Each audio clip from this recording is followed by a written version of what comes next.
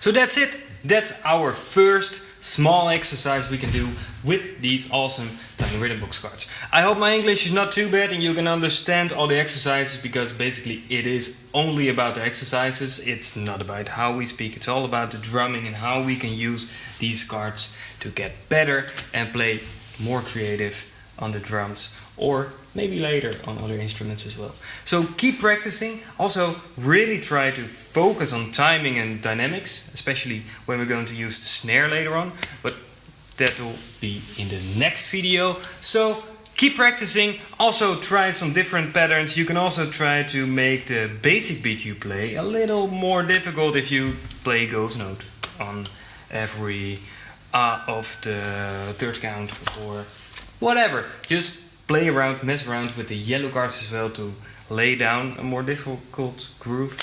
So keep going with this and I'll see you in the next lesson. Bye bye.